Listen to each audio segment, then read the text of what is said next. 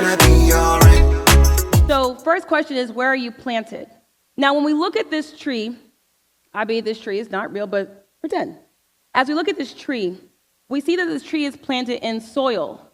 But notice, this is very limited as far as how far that tree can really go to provide that fruit. This is a very small, encompassing little basket.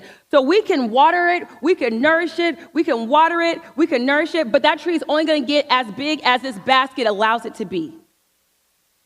So this tree is planted, but notice something. It's planted, but I can still move it around and move it around and move it around and move it around. So although this tree is inside the soil, it's not planted, it's not rooted inside what God has it to be rooted in.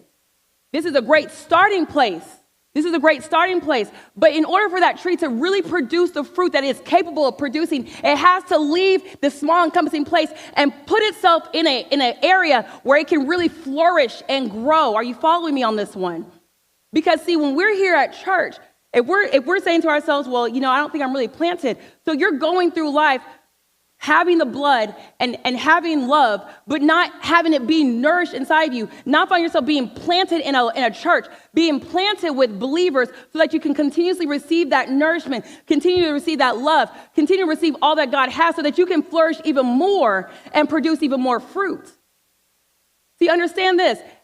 I'm a believer. I walk with God. I talk to the Holy Spirit, all that.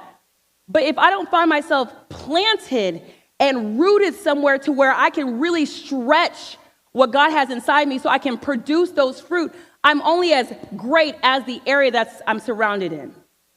So although this tree has a lot of potential to do exactly what God's called it to do, it's not planted, so it can only go so far.